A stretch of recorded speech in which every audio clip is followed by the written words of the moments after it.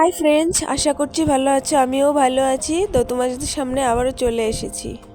এখানে দেখতেই পাচ্ছ শুকনো মাছগুলো ধুয়ে পরিষ্কার করে নিয়েছি। আজ রান্না করব শুটকি মাছ। তো ধুয়ে রেখে দিয়েছি। এখানে আবার সবজিগুলো কেটে ধুয়ে পরিষ্কার করে গুছিয়ে নিয়েছি। লাউয়ের ডাঁটা, ধুন্দুল, আলু এগুলো, তারপরে লাউয়ের পাতা এগুলোও নিয়েছি, মিষ্টি কুমড়োর পাতা। তারপরে কড়াইতে দিয়ে দিচ্ছি সর্ষের তেল। শুকনো মাছগুলো এখন ভেজে নিব। অনেক দিন হয় শুকনো মাছ খাওয়া হয় না, তো সর্দি লেগে গেছে সবারই। যা গরম, বৃষ্টি, তার জন্য ভাবছি আজ শুকনো মাছই করা হোক। তো কেউ খেতে চায় না শুকনো মাছটা, সবারই সর্দি লেগেছে, ওর জন্যই করেছি। তো শুকনো মাছটা আমার ভাজা হয়েও গেছে, তুলে নিব এখন।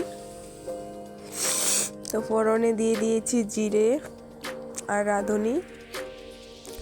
তো বেটে রাখা মশলাটাও দিয়ে দিচ্ছি। মশলাটা দিয়ে ভালো করে 1 থেকে 1.5 মিনিট নুন হলুদ দিয়ে কষিয়ে নিব। ততক্ষণ অবধি আপনারা পুরো ভিডিওটা স্কিপ না করে দেখতে থাকুন। আমি কোনো রেসিপি দিচ্ছি না, মানে আমাদের বাড়িতে যেটা করা হয় সেটাই আমি তোমাদের সামনে শেয়ার করছি। অবশ্যই যদি ভালো লাগে তাহলে লাইক কমেন্ট শেয়ার করবে। তো পুরো স্কিপ না করে দেখতে থাকো। এখন ধুয়ে রাখা সবজিগুলো দিয়ে দিচ্ছি মশলার মধ্যে। তো একটু নাড়িয়ে চাড়িয়ে নিয়েছি ভালো করে, সামান্য। তারপরে একটু ঢাকা দিয়ে দিয়েছি নাড়িয়ে চাড়িয়ে। তো ঢাকাটা তুলে আবারও একটু নাড়িয়ে চাড়িয়ে নিব।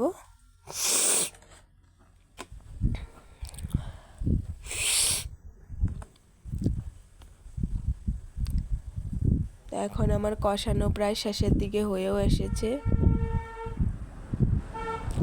যা গরম পড়েছে না, কষানো কমপ্লিট। এখন দিয়ে দিচ্ছি ঝুলটা দিয়ে ভালো করে 5 মিনিটের মতো ফুটিয়ে নিব।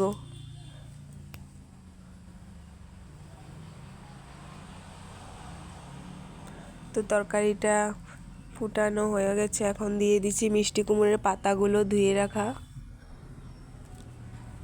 পাতাগুলো দিয়ে আবার 1 থেকে 1.5 মিনিট জাল দিয়ে নিব। তো এখন শুকনো মাছগুলো ভেজে রাখা সেগুলো দিয়ে দিয়েছি তরকারির মধ্যে, দিয়ে আবারও জাল দিয়ে নিব 1 থেকে 1.5 মিনিট। তো দেখতেই পাচ্ছ কি সুন্দর ফুটে গেছে। তো আমি শুকনো খোলায় বেটে রেখেছিলাম রাঁধুনি, কালো জিরা আর রসুন, সেগুলো দিয়ে দিলাম মশলা। তো তরকারিটা আমার হয়েও গেছে, নামিয়ে নিয়েছি। কে কে শুকনো মাছ খেতে ভালোবাসো কমেন্ট করে জানাবে। ভালো থাকবে, সুস্থ থাকবে, দেখা হবে নেক্সট ভিডিও।